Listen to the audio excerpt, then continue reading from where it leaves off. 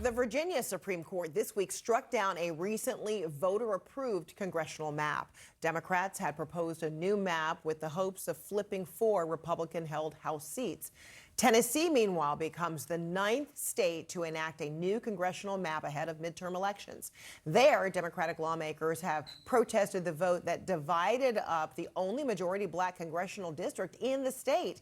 And now the NAACP filed an emergency petition to block the new plan signed into law by Republican Governor Bill Lee. The organization says Tennessee's new congressional map violates the state constitution. Tennessee is the first state to adopt a new redistricting plan since the U.S. Supreme Court ruled just last week to roll back the Voting Rights Act, which prohibited racial discrimination in voting. Joining me right now for more perspective is Tennessee Democratic Representative Justin Jones. Representative Jones, great to see you. I mean, few have forgotten how in 2023, you and fellow state representative Justin Pearson were expelled by a Republican supermajority after speaking out on the House floor during a gun control protest. You were both reinstated and sworn back in just days later. But now, this new battle over representation and voting rights in your state, I mean, what can you and your constituents do about this redistricting effort after a new congressional map was already enacted? I mean, what happened on Thursday was I walked into the Tennessee Capitol in 2026, and when I walked out at the end of session, it was pre-1965.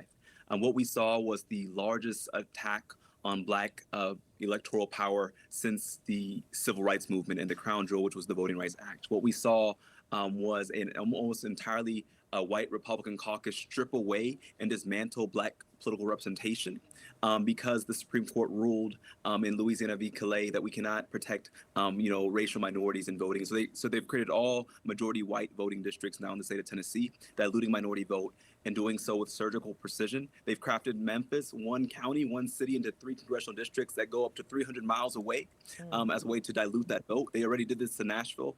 And so we're seeing them take us backwards in history to a time we don't want to go to. How does this potentially impact your district? What do you see potentially?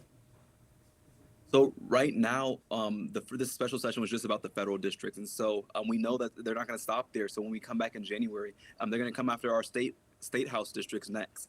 This was just because Donald Trump called our governor and said, I want you to break up this last remaining black majority district. Donald Trump called Governor Lee. And within 5 days, we were here, had less than 24 hours to see the new map and had a vote the next day. I mean, this was done with such unusual precedent, but it's not going to stop here. Tennessee was the first, but we know Louisiana, Mississippi, Alabama, South Carolina, they're coming against black representation and black voting power in the South. And it reminds us of days past. And what we saw here was racialized. It was very clear what this was about. It was about silencing the voice of black voters.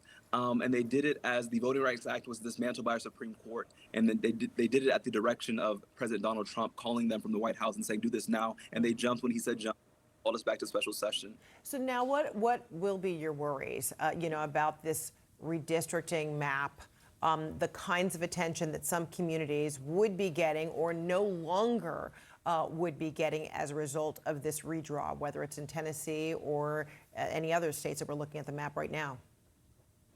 I mean, I can tell you from being in Nashville, the one city where I represent has been split up already into 3 congressional districts prior to this. And so they did that to Nashville. Now they've done it to Memphis. And what it means is that we have members of Congress who don't live here, who live hours away. People like Andy Ogles, who are some of the most vitriolic members, who never even have town halls, who don't meet with their constituents, who are not responsive to our needs. So we have people who don't have political representation. That's what's coming to Memphis. What we're seeing now is we're having this new Jim Crow system in which black and brown communities are without voice in our political process. And that was intentional. And I think it's going to be, something that's a canary in the coal mine for the rest of the nation, that if they come for one of us, they're coming for all of us. And so my message to America is that the South is the front line of democracy, that they're dismantling multiracial democracy here in the South in states like Tennessee and Louisiana, but they're not going to stop here. And so we need folks to pay attention to the South, to invest in building infrastructure in the South and help us to fight back here. We're not going to take this lying down. When this bill passed, I walked out of the House floor in the Capitol Rotunda and burned a Confederate flag because I wanted to be clear that this terror, this type of system they're enacting are the same systems systems my grandparents told me about who grew up here in Tennessee. Told me about a system where people like me couldn't even be in political office. That's the time they're bringing us back to. And so I'm not sounding the alarm to be alarmist, but I'm sounding it because we've seen this before in our history. Study Reconstruction, study what happened between the end of the 1800s and the beginning of the 1960s. No black political representation after Reconstruction. We've been here before, and I want to tell America to pay attention to what's happening because we need your help in the South. Don't give up on the South, but help us to have solidarity here and help us to fight back and let this inflame our rebellion and to really see that the nation needs to pay attention, shine a light, come to the South, come to Montgomery, come to Nashville, come to Louisiana and stand with us and help us fight back against this extremist power grab, this racist power grab against our vision of multiracial democracy. And you see that potentially there is time before midterm elections for a course correct, or as you mentioned, for a way in which this, as you're describing, this power grab from not happening, or at least some sort of interruption? I mean, I know there's litigation right now trying to get an injunction, but we know that the Supreme Court is who created this mess to begin with the Louisiana v. Calais decision.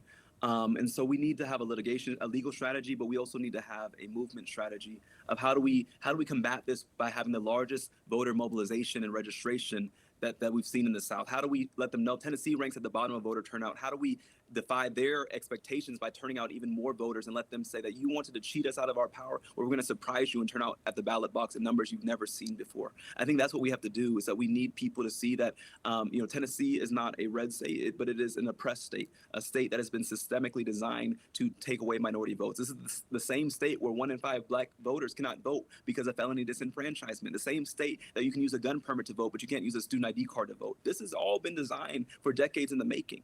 And so we need people to say that this is not the time for hopelessness or surrender, but it's the time to get organized and to push back in the courts, to push back in the streets, and to push back here at the Capitol and let them know that we may not be a swing state in Tennessee, but we are a state that will swing back.